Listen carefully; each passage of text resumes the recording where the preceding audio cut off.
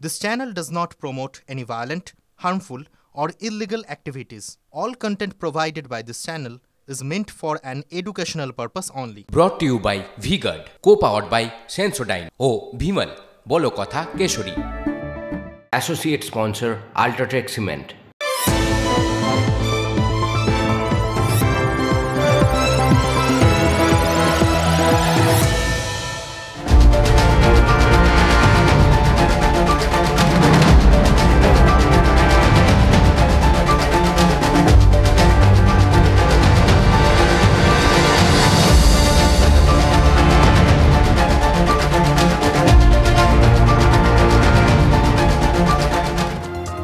লোকসভা ভোটের 7 দফার মধ্যে 6 দফাই শেষ দফাটা কালকে। তো এখন আমাদের সামনে না শুধু অনেকগুলো সংখ্যা ঘুরে বেড়াচ্ছে চোখের সামনে, আর ঘুরছে এই পাশ থেকে আসছে ও পাশ থেকে আসছে, আর তারপর ঘুরতে ঘুরতে সব সংখ্যাগুলো মিলেমিশে একটা জিজ্ঞাসা চিহ্ন হয়ে যাচ্ছে। এই জিজ্ঞাসা চিহ্নটাও কিন্তু কোনো একটা সংখ্যা, কিন্তু কোন সংখ্যা সেটাই রহস্য। মনে করে দেখুন, তখনও ভোট ঘোষণা হয়নি, প্রধানমন্ত্রী বলে দিয়েছিলেন যে 400-র বেশি আসন নিয়ে তার নেতৃত্বাধীন ওই এনডিএ জোট তারা ক্ষমতায় আসবে। এবার বিজেপি তার মধ্যে নাকি একাই 370 পার করে দেবে। সেই শুরু সংখ্যাগুলো চোখের সামনে ভাসার আর নাচানাচি করা। তারপর দিন থেকে কত সংখ্যা যে এই কদিনে শুনেছি না, তার কোনো ইয়ত্তা নেই। খেয়াল করে দেখুন, আপনারাও শুনেছেন, মমতা বন্দ্যোপাধ্যায় বলেছেন যে এ রাজ্যে তৃণমূল 42টা পেয়ে যাবে। প্রধানমন্ত্রী আবার নতুন করে একটুখানি হিসেব করে বলেছেন এই রাজ্যে তার 42টা আসনই চাই। কেন্দ্রীয় স্বরাষ্ট্রমন্ত্রী, তিনি অবশ্য একটু কঠিন অঙ্ক দেননি, তিনি হোমওয়ার্কটা সহজ করে দিয়েছিলেন। বলেছিলেন এ রাজ্য থেকে প্রথমে বলেছিলেন 35, তারপরে বললেন না 30টা আসন জিতবে বিজেপি।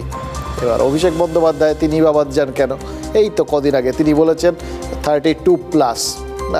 মানে গোটা বিষয়টা বোঝাই যাচ্ছে যে একটা জায়গায় সবাই সংখ্যা দেখতে পাচ্ছেন, আর কিছু দেখতে পাচ্ছেন না।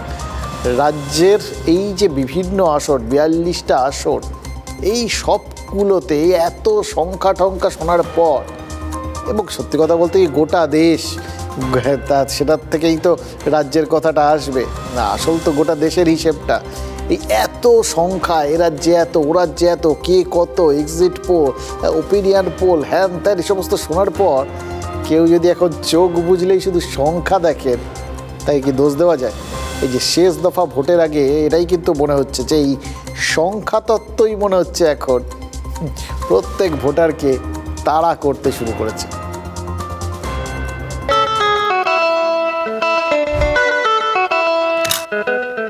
দাদা, কি হবে মনে হচ্ছে? কটা হবে বলুন তো? 400 কি হবে নাকি হবে না? বাসে, ট্রামে, ট্রেনে, পাড়ার থেকে চায়ের দোকানে একটাই আলোচনা, अब की बार बीजेपी की सত্যি 400 पार। आपका यहाँ इतनी बड़ी संख्या में आना ये साफ साफ संदेश दे रहा है एक बार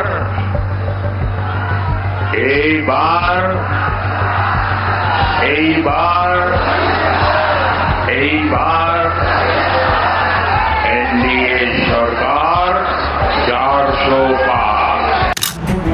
মহাজ্ঞানী মহাজন যে পথে করেন গমন, সেই পথে হাঁটাটাই এখন যেন বঙ্গজীবনের অঙ্গ।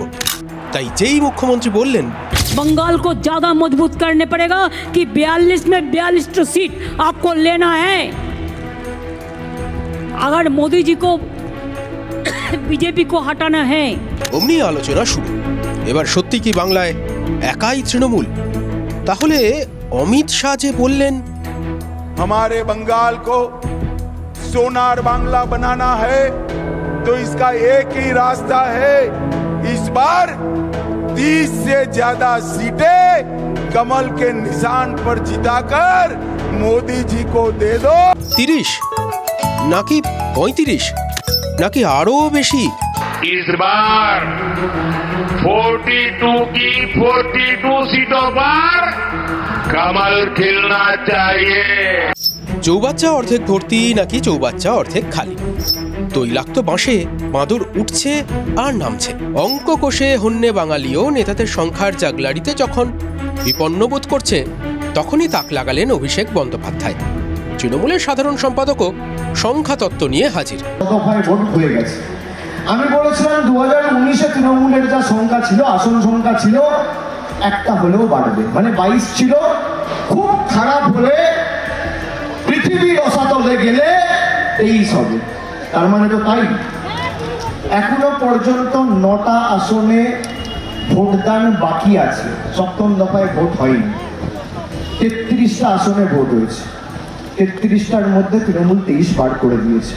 শেষ দফার ভোটে লাইনে দাঁড়ানো বাঙালির মাথাতে তাই ঘুরবে সংখ্যা 400, 370, 42, 32, এমনকি ঘুরবে 0। এটা নি, ওইটা ইনভার্টার এসি। আপনি তো গ্যাম্বলার, তাই না? গ্যাম্বলার? জুয়া খেলেন না? তুমি জুয়া খেলো? না, যা খুশি বলে যাচ্ছে। এত দামি আর ডেলিকেট এসি কিনে স্টেবিলাইজার যদি না নেন, সেটা জুয়া নয় তো কি মজায়? শুধু একটা ফ্লাকচুয়েশন আপনার ইনভার্টার এসির পার্টস ড্যামেজ করতে পারে। তাকে ভি-গার্ড দিয়ে সুরক্ষিত রাখুন। V-Guard, India's number 1 stabiliser. বিশ্বাস করুন, যেখানে যাচ্ছি সবাই আর বেশ খুব ঘনিষ্ঠভাবে এরা গোপন কিছু বলছে, এরকম করে এসে জিজ্ঞেস করছেন কত হলো বলুন তো। মানে এটা দেখে না মনে হচ্ছিল কিরকম যেন এখন নিজেদের মধ্যে একটা দৈব ক্ষমতা এসে গেছে, জানেন তো, চোখ বন্ধ করে যা বলবো সেটাই ফলে যাবে। সত্যি যদি এরকম হতো, হ্যাঁ হতে পারত। এটা একমাত্র হতে পারতো যদি নয়ন থাকতো। না মানে এই 2 চোখ বা 2+2 4 চোখের কথা বলছি না, এই নয়ন সত্যজিৎ রায়ের নয়ন। সত্যজিৎ রায়ের ওই নয়ন রহস্যের কথাটা আজ খুব মনে পড়ছে। আসলে কদিন আগে এই গল্পটাকে নিয়ে একটা সিনেমা রিলিজ করেছে, সেটা কীরকম হয়েছে না হয়েছে সেটা নয় এই মুহূর্তে থাক, সেটা নিয়ে আলাদা কিছু না বলাই ভালো। কিন্তু আমি যেটা বলতে চাইছি সেটা নয়নের কথা, ওই নয়নের ক্ষমতাটার কথা। নয়ন চোখের সামনে সারাক্ষণ অনেক সংখ্যা দেখতো, অনেক সংখ্যা, সব সংখ্যাগুলো নিজেদের মধ্যে মারামারি করছে, ধাক্কাধাক্কি করছে, এবং তারপর তার থেকে একটা সংখ্যা সে দেখতে পেত, সেই সংখ্যাটা যেটা সে দেখতে চায়। আসলে আমাদের চোখের সামনেও এখন অনেক সংখ্যা ভেসে বেড়াচ্ছে, তফাৎ একটাই, মানে নয়নের সাথে আমাদের তফাৎ ওই একটাই। নয়ন চোখ বন্ধ করে এই সংখ্যার সমুদ্র থেকে আলটিমেটলি দেখতো যে সঠিক সংখ্যাগুলো ভেসে উঠছে বা সংখ্যাটা ভেসে উঠছে। চোখ বন্ধ করে বলে দিতে পারতো কারোর গাড়ির নম্বর বা মোবাইল নম্বর। আর আমরা চোখ বন্ধ করে কেন, চোখ খুলেও তো বুঝতে পারছি না যে এত সংখ্যার মধ্যে চৌঠাজুর কোন সংখ্যাটা ঘোড়ার ডিম মিলবে। কত চেষ্টা করছি বুঝতে, কার ওপর বিশ্বাস করব সেটাই বুঝতে পারছি না। এর ওপর বিশ্বাস করলে দেখছি সে পুরো 42টা পেয়ে যাচ্ছে, বাকিদের হাতে 0। আবার এদিকে তাকালে জিজ্ঞেস করলে দেখছি ও পাশে সব চলে যাচ্ছে, এদের ভাণ্ডারে 0। মানে গোটা বিষয়টা আমাদের নিজেদের খুব চাপ হয়ে যাচ্ছে, জানেন তো। মানে এই ভোটের বাক্স খোলার আগে আমাদের যদি ত্রিনয়নটা খুলে যেত না, তাহলে এই সব সমস্যার সমাধান হয়ে যেত। এর অন্তত আমাদের কেন, অন্তত রাজনৈতিক কোনো নেতা টেতা একদম ঠিক ত্রিনয়ন যদি খুলতো, সব বলে দিতেন, এত ঝামেলাই থাকতো না। কিন্তু এই মুহূর্তে তো যা বুঝছি পুরা কপাল, জানেন তো, কোনো চান্স নেই। বরঞ্চ যখন সংখ্যাগুলোকে কোনোভাবেই বাজেয়াপ্ত করা যাবে না, করে একটা জায়গায় পৌঁছানো যাবে না, তখন বরঞ্চ সংখ্যাগুলোকে জব্দ করার চেষ্টা করা যাক। শব্দ জব্দের মতো সংখ্যা জব্দ এক নতুন খেলা হতে পারে। আর ভাবুন এই সংখ্যাগুলোকে কারা জব্দ করতে পারে একটা মাত্র জিনিসই পারে এই সংখ্যাগুলোকে জব্দ করতে, ইস্যু, এই ভোটের ফ্যাক্টর। এই সপ্তম দফায় কোন কোন বিষয়গুলো ফ্যাক্টর হতে পারে? মানে এই লোকসভা ভোটের প্রচার যখন শুরু হয়েছিল তখন অনেক দেওয়ালে তো শুধু লক্ষ্মীর ভাণ্ডারের ছবি এঁকেই ছেড়ে দিয়েছিল তৃণমূল। এই সপ্তম দফার নির্বাচনটা কি শুধু ওই লক্ষ্মীর ভাণ্ডারের কল্যাণেই লড়তে পারবে রাজ্যের শাসক দল, নাকি এ বঙ্গের ভাণ্ডারে বিবিধ রতন সব ছড়িয়ে ছিটিয়ে রয়েছে, সেগুলো কাল ভোটের ফ্যাক্টর হয়ে যেতে পারে? এই সমস্ত ভেবে আপনাদের মাথাটা আরও মানে জ্যাম হয়ে যাচ্ছে না, ঝাঁঝা করছে জানি না, কিন্তু আপনাদের কাজটা বরঞ্চ একটু সহজ করে দিই। একটা মেড ইজি দিয়ে রাখি আপনাদের জন্য কোন কোন ইস্যু আপনাদের না নেতাদের পক্ষে বা বিপক্ষে যেতে পারে। 7 সমুদ্র, ইস্যু সমুদ্র না হোক, সপ্তম দফার ভোটে 7টা ইস্যু কি ফ্যাক্টর হতে পারে? প্রথম ইস্যু সন্ত্রাস। কথায় বলে যার সব ভালো তার শেষ ভালো। বাংলার কপাল কি এতটাই ভালো যে লোকসভা নির্বাচনটা মোটের ওপর শান্তিতেই কাটবে? প্রশ্ন থাকছে, কারণ ভোট যত এগিয়েছে অশান্তিও বেড়েছে। ষষ্ঠ দফার ভোটের আগে লাশ পড়েছে। পূর্ব মেদিনীপুরে খুন হয়েছেন 2 জন। সপ্তম দফায় 9টি আসনে ভোটে কি হবে? ভোটের দ্বিতীয় ইস্যু কি সন্দেশখালী? লোকসভা ভোটের হট টপিক সন্দেশখালী। কাকদ্বীপ থেকে কোচবিহার এখন সন্দেশখালী নামটার সঙ্গে পরিচিত। সৌজন্যে 5ই জানুয়ারি শেখ শাহজাহানের বাড়িতে ইডি, সন্দেশখালীতে আক্রান্ত হয় ইডি এবং কেন্দ্রীয় বাহিনী। সন্দেশখালী সেই থেকে রাজনীতিতে হট টপিক। জোর করে জমি ভেরি দখলের অভিযোগ, এমনকি নারী নির্যাতনের অভিযোগে তপ্ত রাজনীতি। যে সন্দেশখালী থেকে মার খেয়ে ফিরেছিল কেন্দ্রীয় বাহিনী, সেই কেন্দ্রীয় বাহিনী এখনো পর্যন্ত শান্তি রক্ষায় সফল। সপ্তম দফায় কি তাদের অগ্নি পরীক্ষা? তৃতীয় ইস্যু কি কেন্দ্রীয় বাহিনী? সপ্তম দফার ভোটেই সব থেকে বেশি বাহিনী 1020 কোম্পানি বাহিনী মজুত করা হয়েছে। 9 আসনে মোতায়েন 962 কোম্পানি। বাকি বাহিনীর মধ্যে নজরদারিতে থাকবে 78 কোম্পানি। 78 কোম্পানি বাহিনী থাকবে উঁচু বাড়ি বা অফিসে। বহুতল থেকে নজরদারি চালাবে বাহিনী। বাহিনীর বহরে কি ভরসা পাচ্ছেন বিরোধীরা? নির্বাচন কমিশন এটাকে নিশ্চিত করুক যে প্রত্যেকে যেন তার মতো করে ভোটটা দিতে পারে। আমরা সেটাই আশা করবো। আমি মনে করি না যে বেশি অসুবিধা করার মতন সুযোগ পাবে। চেষ্টা করলে মানুষ কিন্তু আটকাবে। মানুষের সব মনে আছে ভোট লুট হয়েছে পৌরসভায়, পঞ্চায়েতে। দেখুন, কেন্দ্রীয় বাহিনীর প্রতি প্রত্যাশা অনেক। যেখানে রাজ্যের যারা আধিকারিক আছেন তাদের বিঘ্ন ঘটানোর কারণে বা তারা দলীয় তকমা নিয়ে তৃণমূল কংগ্রেসকে সহযোগিতা করতে গিয়ে কিছু জায়গায় কেন্দ্রীয় বাহিনীকে বিপথে পরিচালনা করেছে। সপ্তম দফার বাকি 4টি ইস্যু তাহলে কি কি? তৃণমূলের গোষ্ঠীদ্বন্দ্ব, তৃণমূলের নবীন প্রবীণ মতপার্থক্য, শরণার্থীদের নাগরিকত্ব প্রদান বা প্রধানমন্ত্রীর ধ্যানে বসার মতো বিষয়গুলো কি সপ্তম দফার ভোটে ফ্যাক্টর? এই 7টা ইস্যুই কি তাহলে ভোটারদের মাথায় থাকবে?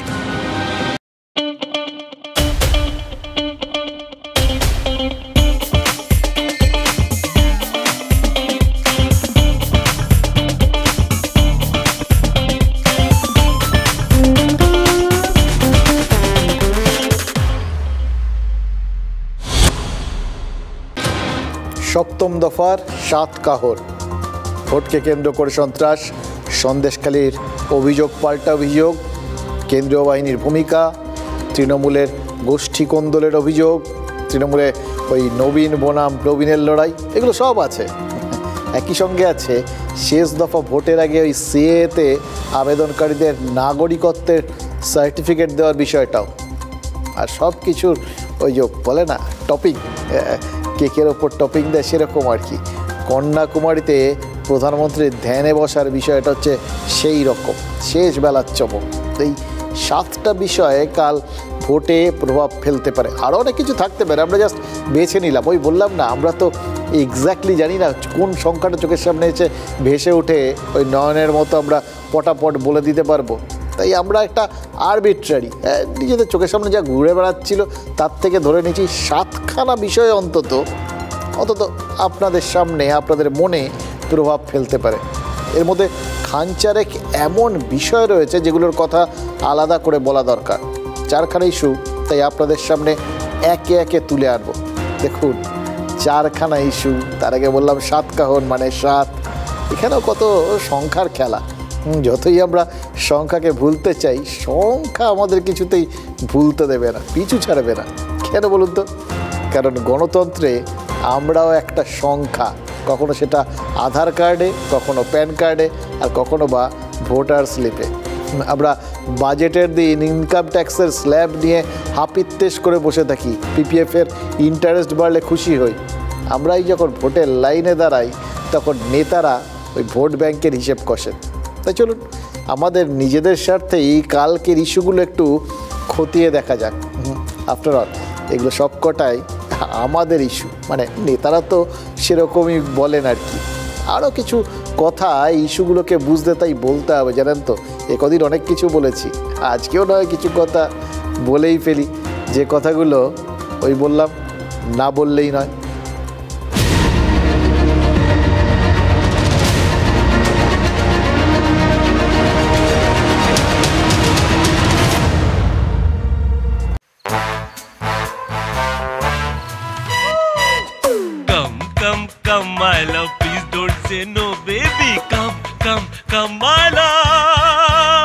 গার্ডের air coolers, extra large cooling pads সহ যা বড় বড় মহারথীকেও ঠান্ডা করে দেয়। V Guard air coolers, long lasting cooling.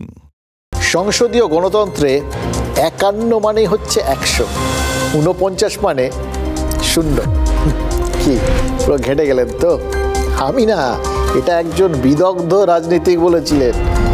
তাকে রাজনীতিক হিসেবে দেখবেন না আমাদের প্রাক্তন রাষ্ট্রপতি হিসেবে তা জানি না, কিন্তু 2009-এর ওই লোকসভা নির্বাচনের সময় এই হিসেবটাই শিখিয়ে দিয়েছিলেন জঙ্গিপুরের কংগ্রেস প্রার্থী প্রণব মুখোপাধ্যায়। পরিসংখ্যানবিদরা কি বলেন জানেন? বিজেপি কখনো ফার্স্ট ক্লাস পাওয়ার পেছনে ছোটে না, তারা ভোট কাটাকাটির পর একটু পাস মার্কস যদি একবার পেয়ে যায়, ওই পাস মার্কসটুকু পেয়ে গেলেই খুশি, কারণ পাস করলেই তো ফার্স্ট। ওই যেটা বললেন 51 পেলেই 51 মানেই ভোটের বাক্সে 100, মানে আপনি সংখ্যাগরিষ্ঠ ভোট পেয়ে গেলেন। 100 হচ্ছে পার্সেন্টেজ, এবার 100-র মধ্যে আপনি 51 পেয়ে গেলেন মানেই তো আপনি ফার্স্ট। এবার আপনি 52 পান, 53 পান, 54 পান, যা খুশি পান, 99 পান, 100 পান, মানে একই, আপনি ফার্স্ট। আর ঠিক সেরকম আপনি যদি 49 হন, 49.999 অবধি যদি পৌঁছতে চান আর কি, সে তাহলেও আপনি হেরে গেছেন। সংখ্যার হিসেবে আপনি দ্বিতীয়, কিছুতেই ফার্স্ট হওয়ার চান্স নেই। তার মানে আমরা সংখ্যার যে হিসেব ওই ছোট থেকে পাটিগণিতে শিখেছি, ভোটের হিসেব কিন্তু তার থেকে একদম আলাদা। আর বাংলায় হিসেবটা তো আরও বেশি আলাদা। বাংলায় সংখ্যা মানে কি জানেন? সংখ্যার খেলা মানেই হচ্ছে সন্ত্রাস, আর সন্ত্রাস মানেই ঘুরে ফিরে হয়তো ওই একটা জায়গা টাচ করবেই করবে। গত কয়েক বছরের বিভিন্ন নির্বাচন আর আমাদের তিক্ত অভিজ্ঞতা, এই দুয়ের যোগফলে দেখছি ঘুরতে ঘুরতে ওই একটা নাম চোখের সামনে ভেসে উঠছে, ভাঙড়। পঞ্চায়েত নির্বাচন হোক বা লোকসভা ভোট, ব্যালট হোক, ইভিএম হোক, যা খুশি হোক, ভাঙড়ে ভোট মানেই কি ভয়? এই প্রশ্নটা মনের মধ্যে জাগে জানেন তো? এই যে গতকাল উত্তর কাশীপুর থানার বানিয়ারা গ্রামে তৃণমূল কর্মীদের ওপর বোমাবাজির হয়েছে বলে অভিযোগটা এলো, এবং সবথেকে বড় কথা তাতে এক শিশুসহ 7 জন জখম হয়েছেন, যার জন্য রাত্রিবেলায় ওই এসএসকেএম হাসপাতালে দৌড়লেন প্রার্থী সায়নী ঘোষ, কারণ বেশ কয়েকজন এসএসকেএম হাসপাতালে তাদের ভর্তি করতে হয়েছিল, কয়েকজন আছেন তারা স্থানীয় স্বাস্থ্যকেন্দ্রে ভর্তি। এই ঘটনাগুলো ঘটা খুব জরুরি। এতে তো আলটিমেটলি ওই যারা ভর্তি আছেন বিভিন্ন জায়গায় আহত হয়েছেন, ওই বাচ্চাটা যে যার ভোটদানের অধিকার নেই, ভোট কি হয়তো ভালো করে জানেও না, তার কি অপরাধ? সে তো কোনো পার্টি করে না। এই সমস্ত জিনিসগুলোতে আলটিমেটলি আমরাই কিন্তু ক্ষতিগ্রস্ত হই। তাই এটাই আমাদের ইস্যু, সন্ত্রাস। আসছিলাম একদম ডাইরেক্ট আমাদের মিছিলে হামলা করেছে, 12 মিটার থেকে 30টা বোম চার্জ করেছে, আমার পায়ে ডাইরেক্ট বোম লেগেছে। দেখুন অবিলম্বে নওশাদকে গ্রেফতার করা উচিত। রাজনৈতিকভাবে গণতান্ত্রিকভাবে না পেরে এখন সন্ত্রাসের রাজত্ব কায়েম করার চেষ্টা করছে, ঠিক যেমন পঞ্চায়েত নির্বাচনে করেছিল। আমি আপনাদের এটুকু কথা দিতে পারি যে ভাঙড়ের মানুষ আগামী 4 তারিখ 4 জুন আইএসএফ এর কফিনে শেষ পেরেকটুকু ফুটে দেবে। হারার আগে হার মেনে নাও। আমরা তো বিশ্বাস করি গণতন্ত্রে মানুষ তার পবিত্র ভোটাধিকার প্রয়োগ করবে, মানুষ যাকে ভোট দেবে আমরা মাথা পেতে নেব, শুধু বোমাবাজি করে তো ভোট হবে না। সন্ধ্যা থেকে তৃণমূল দুষ্কৃতী বাহিনীরা তারা তাণ্ডব চালাচ্ছিল, ওখানে বাড়ি বাড়ি গিয়ে হুমকি দিচ্ছিল, এবং ওখানে যে এখানটাতে বোম ব্লাস্ট হয়েছে ওই জায়গাতে ওরা 2-3টে বোম মারে, সেই বোমই ওদের ব্লাস্ট হয়ে ওদের মধ্যে ওদের নিজেদেরই আঘাত হয়েছে, সেটা এখন আইএসএফের উপরে চাপিয়ে দিচ্ছে। পাপ কেউ ছাড়ে না, এদের পাপ করছিল, এদের ছোড়া বোমে, এদের বোমেতে এরা আঘাতপ্রাপ্ত হয়েছে। এখন এদের যে অন্যায় করেছে এই দোষটাকে ঢাকা দেওয়ার জন্য আইএসএফ এর নামে মিথ্যাচার করছে, আইএসএফকে দেখে দিতে চাইছে। দুঃখের বিষয়, প্রশাসনও আজকে কলকাতা পুলিশও তার সুনাম তার ধরে রাখতে পারছে না। কলকাতা পুলিশও শাসকের দলদাসে পরিণত হতে চলেছে। हाँ शुक्ला जी, भिजवाना सिर्फ अल्ट्राटेक ही। मान गए बेटा, पर अल्ट्राटेक ही क्यों? आप ही ने तो कहा था कि घर जिंदगी में सिर्फ एक ही बार बनता है। घर एक, मौका एक, इसलिए सीमेंट भी देश का number 1। UltraTech, India's number 1 cement. রাজনৈতিক নেতাদের কথা অমৃত সমান, যত শুনি মনটা কিরকম পবিত্র হয়ে যায় জানেন তো। এই যে শওকত মোল্লা, তাকে তো কয়লা কাণ্ডে সিবিআই ডাকছে। আর শওকত দাবি করছেন ভোটের আগে নওশাদ সিদ্দিকীকে পুলিশ তুলে নিক, মানে গ্রেফতার করুক আর কি। কারা গ্রেফতার করবে শুনলেন তো, কলকাতা পুলিশ। অন্তত সেরকমই দাবি তুলছেন শওকত। দেখুন, পঞ্চায়েত ভোটে হিংসের পর, মানে রেগুলার যেভাবে ওখানে হিংসায় হয়েছে, তাতে ভাঙড়কে কলকাতা পুলিশের আওতায় আনা হয়েছিল। মনে হচ্ছিল কলকাতা পুলিশের আওতায় এলে হয়তো গোটা বিষয়টার পরিস্থিতিটা অনেক বদলে যাবে। অনেক সময় হয় না, ওই ডাক্তার বদল করলেন, অসুখটা সেরে গেল। কিন্তু কাল রাতের বোমাবাজি প্রমাণ করলো রোগী এখনও মুমূর্ষু। তাই দিল্লির থেকে এসে শুরুতেই ওই ভাঙড়ে ছুটেছেন পুলিশ পর্যবেক্ষক নীলেশ ভার্নি। তার দায়িত্বে ডায়মন্ড হারবার আর যাদবপুর, এই দুটো লোকসভা কেন্দ্র রয়েছে। এবার পঞ্চায়েত নির্বাচনে কাঁঠালিয়া স্কুলেই সব থেকে বেশি সন্ত্রাস হয়েছিল, তাই সেখানেই গেছেন সবার আগে নীলেশ ভার্নি। আশেপাশের এলাকার লোকেদের সাথে কথা বলেছেন। ভাঙড় ডিভিশনের ডিসি সৈকত ঘোষ আর থানার ওসি অমিত চট্টোপাধ্যায়ের সাথে প্রশাসনিক বৈঠক করেছেন। অর্থাৎ অসুখটা ঠিক কোন জায়গায় সেটা মনে হচ্ছে চিহ্নিত করতে পেরেছেন। এবার দেখতে হবে যে ওষুধটা ঠিকঠাক দিতে পারেন কিনা, এবং সেই ওষুধে রোগটা ধরে বা সারে কিনা। গত লোকসভা ভোটে এই যাদবপুর থেকেই 3 লক্ষের কাছাকাছি ভোটে জিতেছিলেন মিমি চক্রবর্তী, আর তার মধ্যে 1 লক্ষ ভোটের লিড তো এসেছিল এই ভাঙড় থেকেই। তার মানে ভাঙড়, তারা ভোটারের কাছে ভয় আর কারোর কাছে ভরসা, আর সেই ভরসাটা যাতে টলে না যায় তাই জন্যই কি এই ভয়টাকে জিইয়ে রাখতে হয়। কিন্তু দেখুন, এই যে পঞ্চায়েত নির্বাচন থেকেই তো ভাঙড়ে আমরা দেখছি তৃণমূল একটু যেন পিছলে যাচ্ছে, আইএসএফ মাথা তুলছে।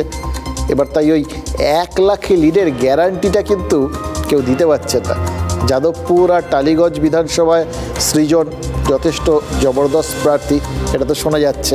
ওখানে ট্র্যাডিশনাল বাম ভোট রয়েছে। এবার 2 সোনারপুর মানে উত্তর দক্ষিণ আর 2 বারুইপুর মানে পূর্ব পশ্চিমের লিড কমলেই অঙ্কটা কিন্তু কঠিন হয়ে যাবে। আর সংখ্যার হিসেবটা জটিল হলেই তো যোগফলে একটা জিনিসই বেরিয়ে আসে, সন্ত্রাস। কলকাতার 101 নম্বর ওয়ার্ডে ওই গাঙ্গুলি বাগানে 3 বাম কর্মীকে মারধর করা হয়েছে।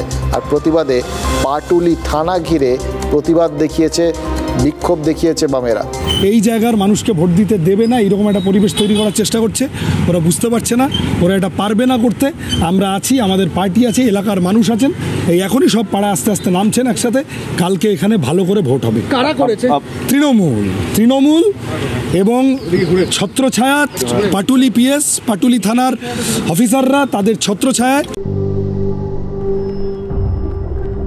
শিরশিরানি থেকে দ্রুত আরাম পান সেন্সোডাইন র্যাপিড রিলিফের সাথে। এই এলাকারই তো নেতা মন্ত্রী অরূপ বিশ্বাস। ওই যে শুনলেন কালকে এসএসকেএমে দাঁড়িয়ে অরূপ বিশ্বাস বলছিলেন মানুষ যাকে চাইবেন তাকেই ভোট দেবেন, পবিত্র অধিকার। আর আজই গাঙ্গুলি বাগানে বাম কর্মীদের এভাবে মার খেতে হলো, কি আশ্চর্য, পরিহাস নাকি? গাঙ্গুলি বাগানে তো আর আইএসএফ নেই, তাহলে কি হলো বলুন তো? বিরোধী প্রার্থী, কর্মী, এদের নিরাপত্তার ব্যবস্থা করাটাও তো সব শাসক দলের নেতা মন্ত্রীর পবিত্র দায়িত্ব। অবশ্য দায়িত্বের কথা কি আর কতক্ষণ মনে রাখে বলুন? এই যে খড়দার 6 নম্বর ওয়ার্ড, সেখানে দায়িত্ব কে পালন করেছে? সেখানে 6 নম্বর ওয়ার্ডে আজ বিজেপি কর্মী পিন্টু পালের বাড়িতে কি হয়েছে জানেন? তার স্ত্রী ঘুম থেকে উঠে সকালে দেখেছেন বাড়ির সামনে প্লাস্টিকে মুড়ে কেউ সাদা থান রেখে গেছে। সাদা থান মানেটা তো সমস্ত আমাদের বাড়ির মা বোনেরা সবাই জানেন আর কি। নকশাল আমলে টার্গেটকে খতম করার আগে নাকি বাড়িতে সাদা থান পাঠানো হতো, ওয়ার্নিং হিসেবে পাঠানো হতো। বাম আমলেও নাকি সাদা থান পাঠানোর সংস্কৃতির কথা সে সময় শোনা গেছে। পঞ্চায়েত নির্বাচনেও কিন্তু সাদা থান কোথাও পাঠানো হয়েছে বলে আমরা শুনেছি। আর এবার লোকসভা নির্বাচনেও কিন্তু সাদা থানের দায়িত্ব নিতে কেউ রাজি নয়। আসলে এখনও সাদা পতাকা কারুর দেখতে পাইনি। রাজনীতিতে না কেউ কাউকে সাদা পতাকা দেখায় না। ও সাদা, কারুর গেরুয়া, কারুর লাল, কারুর সবুজ, কারুর নীল, বিভিন্ন রং আছে, দেখবেন সাদা নেই। সাদা হলেই তো শান্তি, ওইটা না, ওটা থেকে কীরকম যেন এই রাজনৈতিক দলগুলোর অ্যালার্জি আছে। বরঞ্চ ওই সাদাকেই ভয়ের রঙে চুবিয়ে দিতে তারা অনেক বেশি পারদর্শী। তৃণমূল অবশ্য শটান অস্বীকার করেছে, এই সমস্ত ঘটনা তারা কিছু ঘটায়নি। অথচ কাকতালীয়ভাবে আজই মদন মিত্র দমদম দাওয়াইয়ের হুঁশিয়ারি দিয়ে বসে আছেন, বলেছেন কিভাবে মিক্সচার দিতে হয়, কোন মিক্সচার দিতে হয় ও তৃণমূল নেতাকর্মীরা জানেন আর কি। আর সেটা শুনতে শুনতে মনে হচ্ছিল এই খড়দাটা ওই দমদমের মধ্যেই পড়ে না।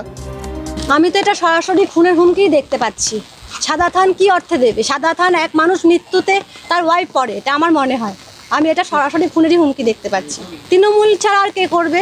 কেন সরাসরি খুনের হুমকি? গতবার ওই ভোটের সময় এই মানে বেঁচে এসছে, আতঙ্কতে রয়েছি, আমার একটা ছেলে আছে, আতঙ্কতে থাকবো না? ওখানে অধ্যাপক সৌগত রায় জিতে বসে আছেন, দ্বিতীয় এবং তৃতীয় হওয়ার লড়াই চলছে সিপিএম আর বিজেপির মধ্যে, আর বিজেপির মধ্যেও অর্ধেক প্রাক্তন সিপিএম ঢুকে আছেন।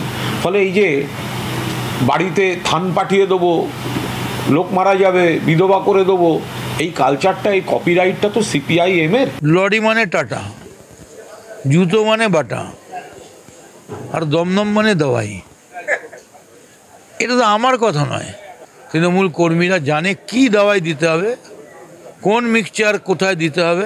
কেন্দ্রীয় বাহিনী যদি মনে করে ওই লাঠিগুলো দিয়ে লম্বা লম্বা লাঠি দিয়ে পিটাবে আর টমি গান আর এই গান দেখিয়ে লাঠি বাটি চালাবার চেষ্টা করলে, অযথা গায়ে যে হাত দিলে সেই লাঠি কেড়ে নেওয়ার ক্ষমতা তৃণমূল কাंग्रेसের আছে। हाँ शुक्ला जी, भिजवाना सिर्फ अल्ट्राटेक ही। मान गए बेटा, पर अल्ट्राटेक ही क्यों? आप ही ने तो कहा था कि घर जिंदगी में सिर्फ एक ही बार बनता है। घर एक मौका एक, इसलिए सीमेंट भी देश का number 1। UltraTech, India's number 1 cement. ভাবা যায় লাঠি কেন্দ্রীয় বাহিনীর, সেটাও কেড়ে নেওয়ার নাকি ক্ষমতা আছে। এরকম হলে তো সিরিয়াসলি এ তো আপনার আমার ভয় পাওয়ার মতো বিষয় মশাই। কারণ আমরা তো এই ভরসাতেই আছি যে এবার প্রচুর বাহিনী এসছে, কাল ভোট দিতে যাবো, মোটামুটি কেউ কিছু হলে ওরা বাঁচাবেন কি, তার আগে যা বক্তব্য শুনছি, বাঁচানোর আশা তো মনে হচ্ছে দূরস্থ। আর তার মধ্যে এই বাজারে মানে কেন্দ্রীয় বাহিনী তাদের নিজেদের লাঠি নিজেদের দখলে রাখতে পারবেন কিনা জানি না, কিন্তু স্লোগান টোগান যে বিভিন্ন পলিটিক্যাল পার্টি নিজেদের দখলে রাখতে পারছে না সেটাও তো দেখতে পাচ্ছি। এই যে দমদম দাওয়াই, এটাও তো বাম জমানার স্লোগান। মদন মিত্রের কথায় খুব তো পরিষ্কার বোঝা গেল যে তৃণমূল সেটাকে নিয়ে নিয়েছে। তাহলে সাদা থানটা কেন সিপিআইএমের দিকে ঠেললেন কুণাল ঘোষ? অবশ্য ঠেলার অভ্যেসটা পুরনো, এই শেখ শাহজাহানের বেলাতেও তো আমরা দেখেছি, যখন প্রয়োজন পড়েছে দল ঠেলে সরিয়ে দিয়েছে, দূরত্ব বাড়িয়েছে, আবার যখন প্রয়োজন পড়েছে বা মনে হয়েছে তখন আবার কাছে টেনে নিয়েছে। কারণ অবশ্য একটা আছে জানেন তো, এই সন্দেশখালিতে তৃণমূলের সংকট আর সম্পদ দুটোই ওই একজন, শেখ শাহজাহান জেলে, কিন্তু তার মেশিনারি তারা তো বাইরে রয়েছে। আর এই যন্ত্রের যুগে মেশিন ছাড়া কোনো কাজ হয় নাকি? কাল শাহজাহানের মেশিনারিকে কেন্দ্রীয় বাহিনী কতটা কবজা করতে পারবে বা অকেজো করে দিতে পারবে, তার উপরেই কিন্তু সন্দেশখালির শান্তি অনেকটাই নির্ভর করছে বলে সেখানকার মানুষজন মনে করছেন। প্রতিবাদীরা তারা কিন্তু কাল ভোটের লাইনে দাঁড়াবেন, প্রার্থী তালিকাতেও প্রতিবাদী রেখাপাত্র। সুতরাং খেলা হবে বোঝা যাচ্ছে। এই খেলা হবেটা না অদ্ভুত জিনিস, খেলা হবে চারপাশেই তো শুনছি, কিন্তু খেলার ছলে মারামারিটা না হলেই হলো। সন্ত্রাসের হাত ধরেই কিন্তু এই সপ্তম দফার দ্বিতীয় ইস্যুটা চলে এসছে আমাদের সামনে, সন্দেশখালি।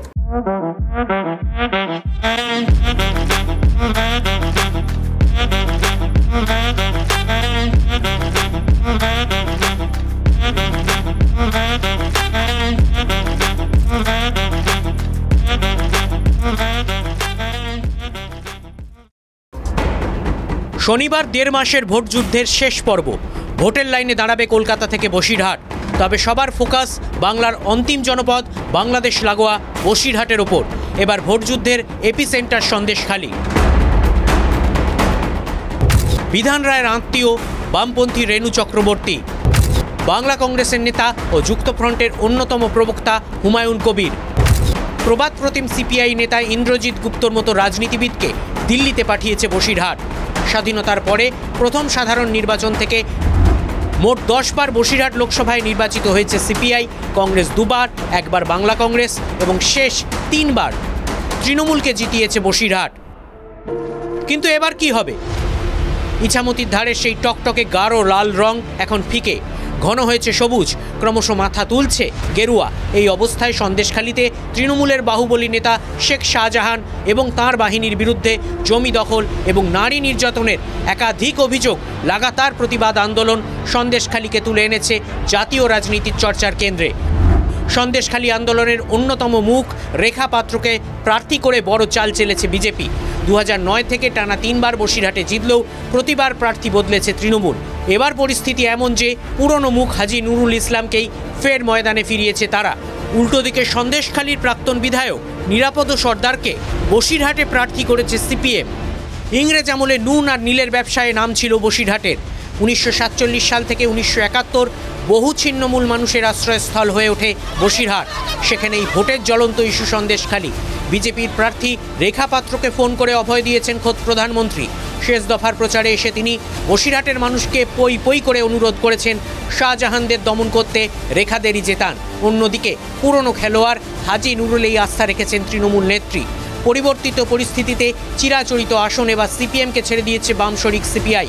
তবে এই আসন বামেদের আদৌ নিরাপদ কিনা তা নির্ভর করছে নিরাপদ সর্দার কতটা ভোট পান তার ওপর। মানুষ বুঝতে পারছেন যে বাংলাকে ধ্বংসের হাত থেকে রক্ষা করতে হবে, এবং সেটা তৃণমূল যা 12টা বাজার বাজিয়েছে, বিজেপি তাদের প্রশ্রয় দিয়েছে, এটা মানুষ বুঝে গেছে। কোনো একটা লোকসভা নির্বাচনের প্রেক্ষিতে ধরে রাখার চেষ্টা করলে মনে হয় ঠিক হবে না। এটা এক মহিলাদের সম্ভ্রম এবং একটা রাজনৈতিক দল প্রাতিষ্ঠানিকভাবে মহিলাদের সম্ভ্রম নিয়ে ছিনিমিনি খেলা করেছে, এটা একটা উদাহরণ তৈরি হয়েছে। নারী বিদ্বেষী বিজেপির মুখোশটা খুলে গেছে। 2019-এ যারা লোকসভা নির্বাচনের আগে সস্তার রাজনীতির স্বার্থে পুলওয়ামাতে 40 জন জওয়ানকে বলি দিয়েছিল, তারা এই নির্বাচনের আগে মাত্র 2000 টাকার বিনিময়ে বাংলার মা বোনেদের ইজ্জত নিয়ে খেলা করেছে। মুদ্রার এপিঠ যদি মোদি হয়, অপর পিঠ দিদি হয়ে তারাও ধর্মীয় মেরু করে রাজনীতি করে সন্দেশখালীর যে আসল গুরুত্ব নির্যাতন, সেই সমস্ত বিষয়টা কিন্তু লঘু হয়ে যাচ্ছে।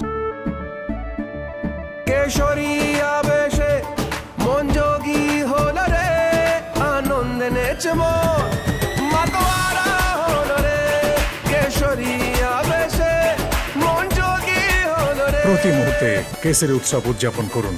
বিমল বলো ভাষা কেসরি। দেখুন, তৃণমূল নেত্রী মমতা বন্দ্যোপাধ্যায় তিনি কিন্তু এখনও সন্দেশখালীতে যাননি। সেটা এই মুহূর্তে বাম আর বিজেপির অভিযোগের একটা বড় হাতিয়ার। কিন্তু তৃণমূল নেত্রী জানিয়েছেন যে যাবেন, একটা কন্ডিশন আছে, সত্যের জয় হবে, তারপর তিনি সন্দেশখালী যাবেন। মানে এখানে সত্য মানে কি তৃণমূল ভোটে জেতার পর সন্দেশখালী যাবেন মমতা বন্দ্যোপাধ্যায়। ভেঙে বলেননি, আমরাও ভাঙাভাঙি করতে চাই না, আপনারা বুঝতে পারছেন যা বোঝা। কিন্তু তার মানে তৃণমূল নেত্রীর এখনও সন্দেশখালী যাওয়ার একটা সুযোগ রয়েছে। কিন্তু অভিষেক বন্দ্যোপাধ্যায়ের সময় তো পেরিয়ে গেছে, তিনি তো আর যেতে পারবেন না, নাকি তিনি গেলেন না। দলের সর্বভারতীয় সাধারণ সম্পাদক, সর্বভারতীয় স্তরে দল ভোটে লড়ছে, অথচ তিনজন গুরুত্বপূর্ণ সাংসদের প্রচারে অভিষেককে তো দেখা গেল না। কল্যাণ বন্দ্যোপাধ্যায় শ্রীরামপুরের ভোটটা তো লড়ে ফেলেছেন অলরেডি, অভিষেক নেই। সুদীপ বন্দ্যোপাধ্যায় কলকাতা উত্তরে প্রার্থী, কাল ভোট, তার সমর্থনে মমতা বন্দ্যোপাধ্যায় রোড শো করেছেন।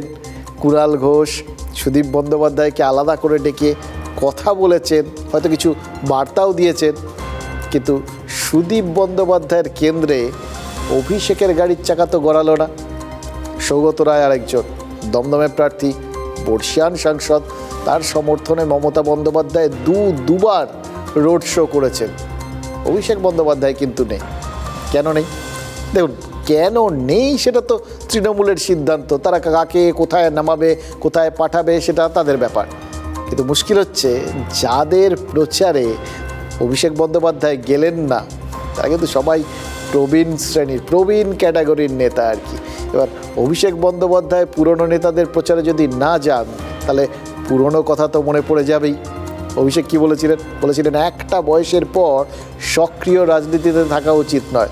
মমতা বন্দ্যোপাধ্যায় অবশ্য বলেছিলেন যে শরীর যতদিন দেবে কেউ রাজনীতি করতেই পারেন। এতে অভিষেক বন্দ্যোপাধ্যায় কি বলেছিলেন তারপর কথার পিঠে কথা আর বাড়েনি বিষয়টা।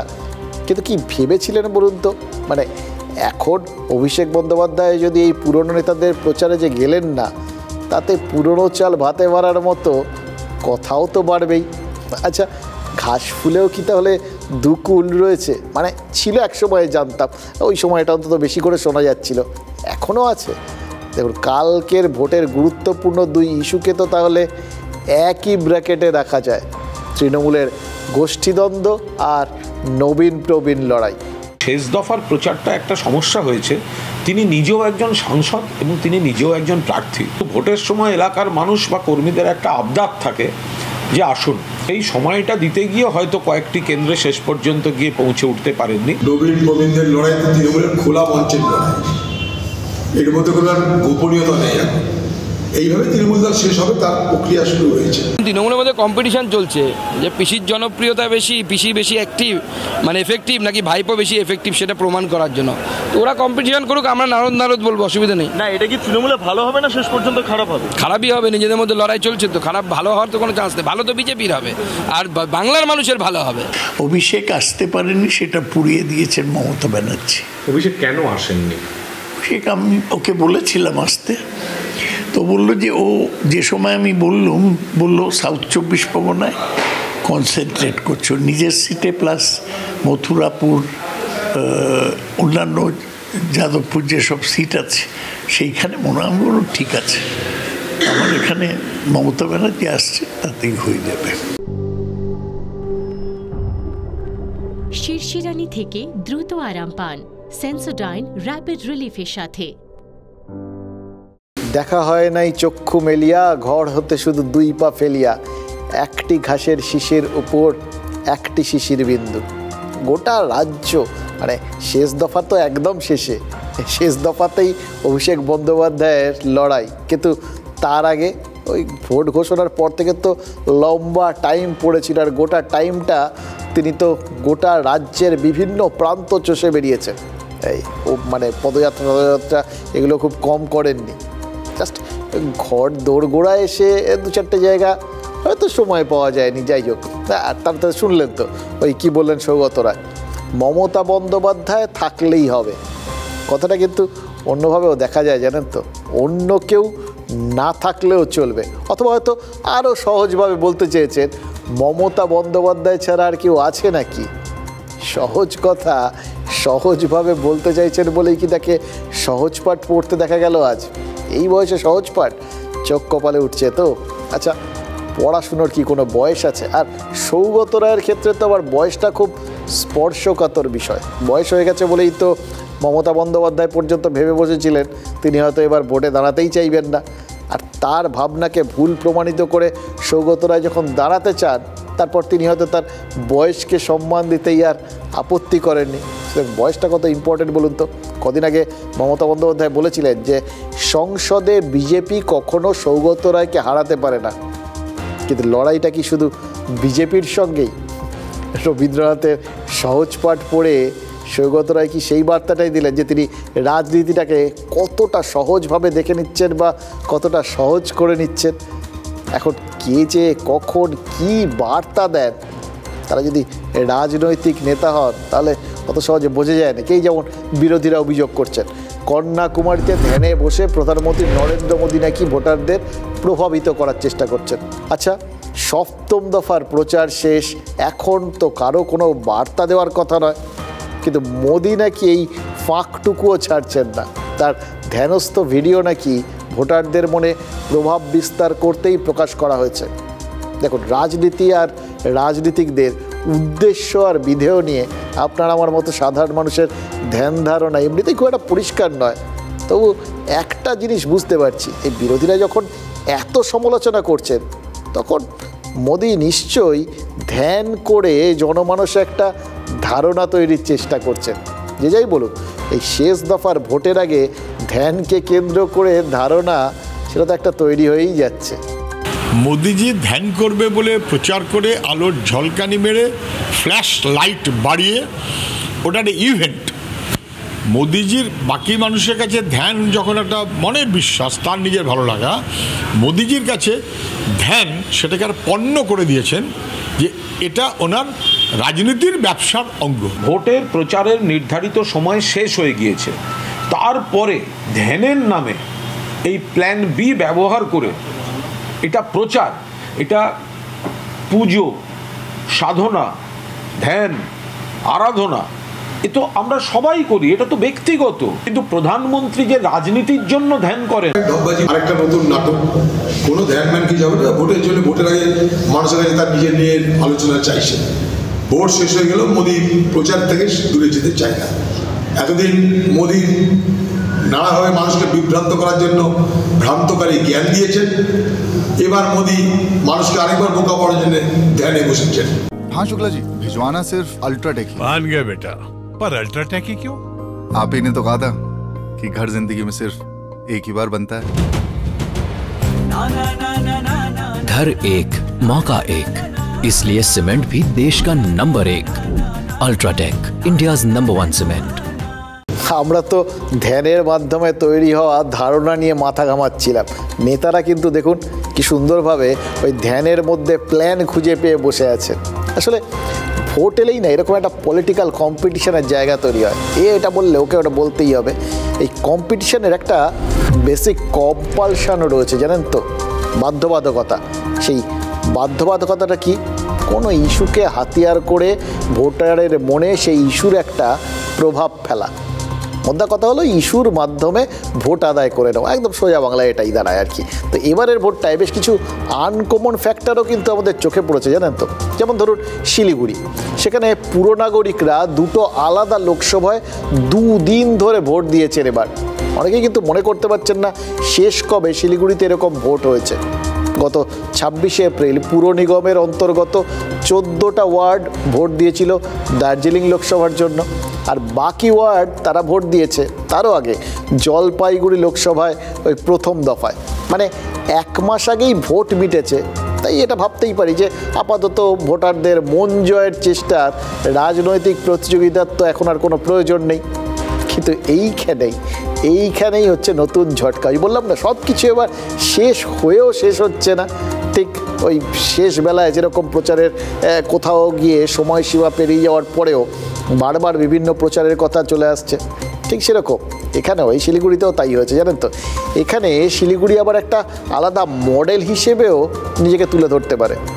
গত পরশু দূষিত জল ইস্যুতে বিক্ষোভ দেখিয়েছিল বিজেপি, আর তারপর কাল মেয়রের পথ আটকে প্রতিবাদ জানান ওই বাম কর্মী সমর্থকরা। সঙ্গে সঙ্গে বিক্ষোভ দেখায় এসইউসিআই, বিক্ষোভ দেখিয়েছে কংগ্রেসও।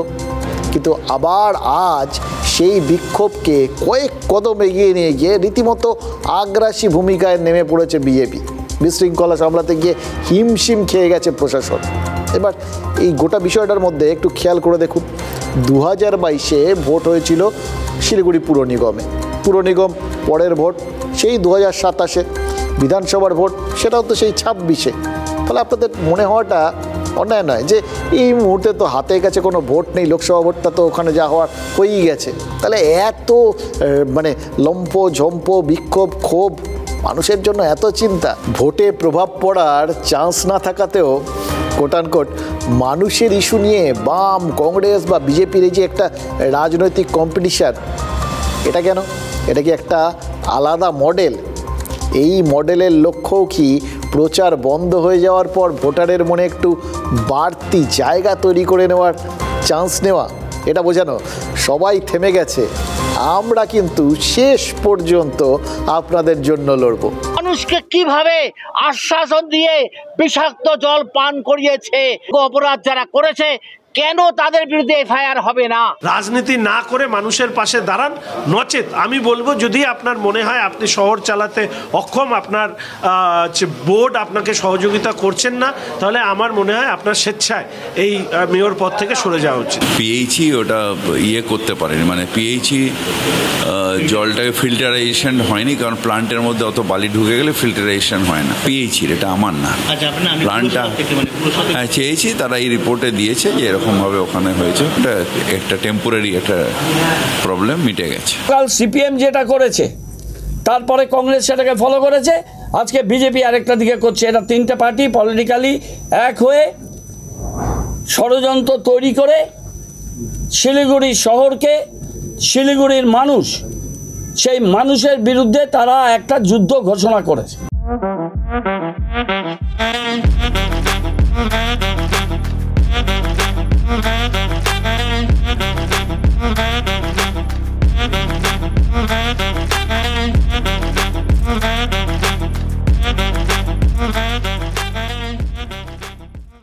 দেখুন, সমস্যাটা ওই শিলিগুড়ির স্থানীয়, কিন্তু লক্ষ্য সেটা তো গোটা রাজ্য। কারণ যে দলগুলো ওখানে ক্ষোভ দেখাচ্ছে, বিক্ষোভ দেখাচ্ছে, পাল্টা ক্ষোভ প্রকাশ করছে, সবই তো গোটা রাজ্যেই লড়ছে।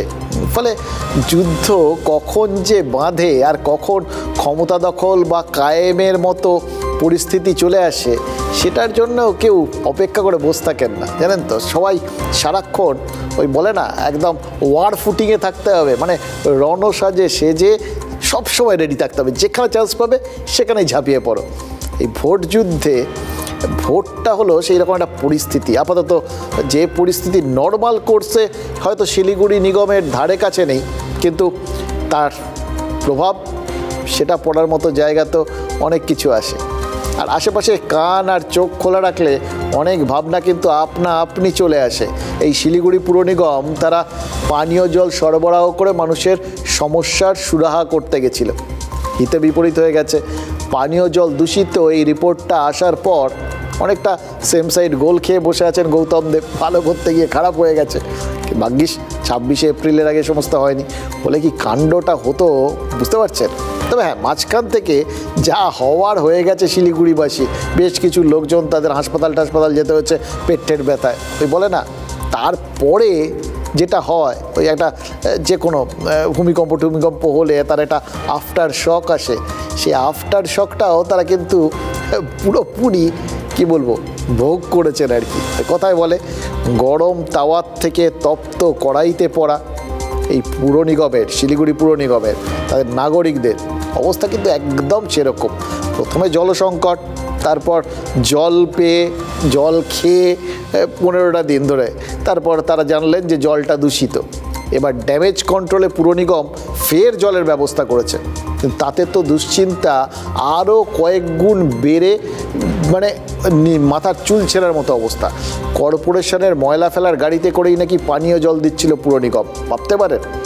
ময়লা ফেলার গাড়িতে করে যাচ্ছে খাবার জল, জলের পাউচ যেখানে তৈরি হচ্ছিল সেখানেও দূষণের ছবি।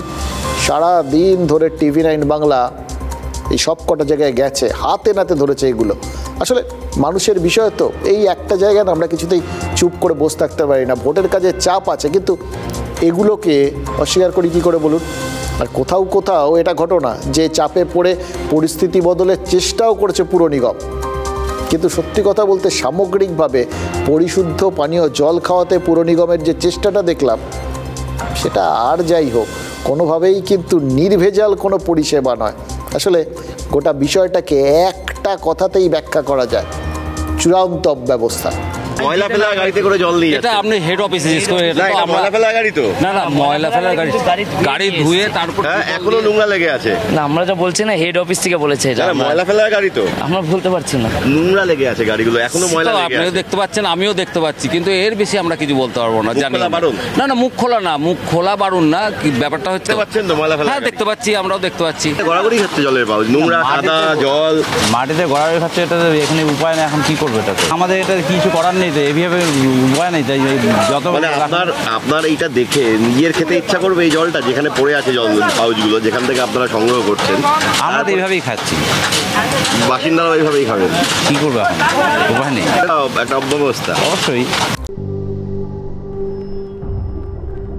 শিরশিরানি থেকে দ্রুত আরাম পান সেন্সোডাইন র্যাপিড রিলিফের সাথে। আচ্ছা, এই একটা অসুবিধা মেটাতে গিয়ে আরেকটা অসুবিধা তৈরির যে একটা রোগ আর কি, এটা কি ছোঁয়াচে নাকি? ওই দেখলেন তো শিলিগুড়িতে, সেখানে জল সমস্যা মেটাতে গিয়ে আরও কত বড় সমস্যা তৈরি হয়ে গেছে।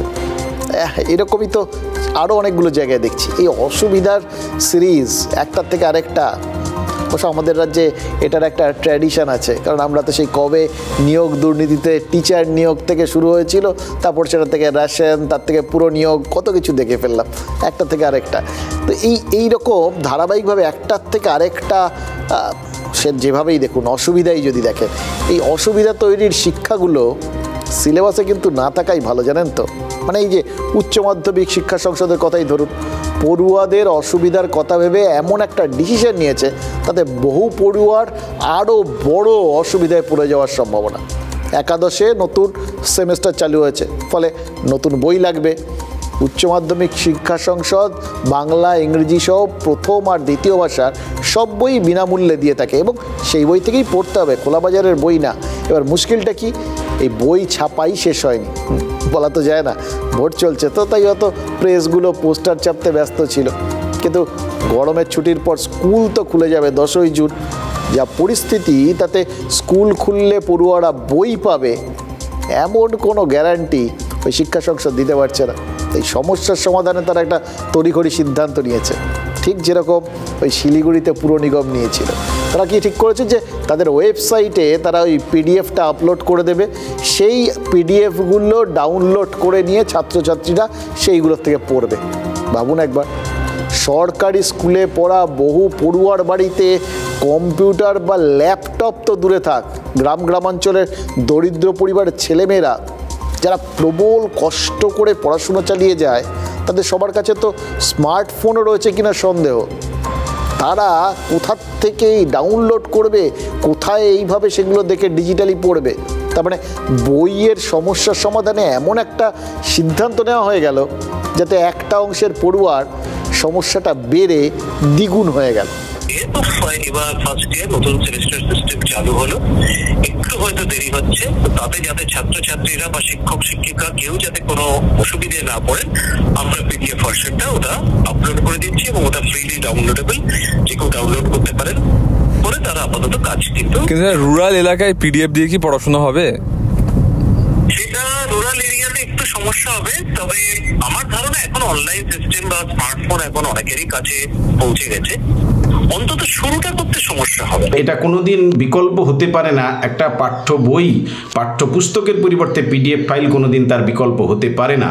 हाँ शुक्ला जी, भिजवाना सिर्फ अल्ट्राटेक ही। मान गया बेटा, पर अल्ट्राटेक ही क्यों? आप ही ने तो कहा था कि घर जिंदगी में सिर्फ एक ही बार बनता है। घर एक मौका एक, इसलिए सीमेंट भी देश का number 1। UltraTech, India's number 1 cement. সাম্প্রতিককালে যা যা দেখেছি না, তাতে একটা জিনিস তো বুঝতে পারছি। ধরুন ওই বিভিন্ন গ্রামীণ অঞ্চলে সেই সমস্ত জায়গায় যেখানে সমস্ত ছেলে মেয়ে ওইভাবে ডাউনলোড করে পড়তে পারবেন না বা সেই সংস্থান নেই, সে সমস্ত জায়গায় কিন্তু বেশ কিছু লোকজন থাকবেন যারা ডাউনলোড করে হয়তো প্রিন্ট আউট বাট্টার করে রীতিমতো বই বলে বিক্রি করতে শুরু করবেন কালোবাজারে। এটাও হবে বুঝতে পারছি। একটা সময় স্লোগান শুনতাম, জানেন তো, বই ধরো ওটা হাতিয়ার। এখন সেই বামও নেই, সেই বাংলাও নেই। অনেক স্লোগানের হাত বদল, থুরি মুখ বদল হয়ে গেলেও এই স্লোগানটার মালিকানা কিন্তু কেউ নিতে চাইছে না। সেই সুযোগেই কি বইয়ের বদলে পড়ুয়াদের হাতে আরও শক্ত করে মোবাইল ধরিয়ে দিচ্ছে? আমাদের একটাই প্রশ্ন, স্কুল খোলা, গরমের ছুটি, নতুন সেমেস্টার, এগুলো তো সব একাডেমিক ক্যালেন্ডার মেনে তৈরি করা হয়, আর সেখানে যে বই লাগবে এটাও তো সবাই জানে। সংসদের ক্যালেন্ডারে কি গন্ডগোল হয়ে যাচ্ছে যে তারা জানতোই না যে কখন কি হবে, সেই ভেবে তারা কাজকর্মগুলো এগিয়ে নিয়ে যাবে? এটা যদি হয় তাহলে বলতে হবে ওই সংসদ, এই সংসদীয় নির্বাচন চলছে, তার মাঝখানে আমাদের এই উচ্চ মাধ্যমিক সংসদের সংখ্যাতত্ত্বে কিন্তু বড় গলদ রয়ে গেছে। ওই সংসদের সংখ্যাতত্ত্বে গলদটা না থাকলেই হলো।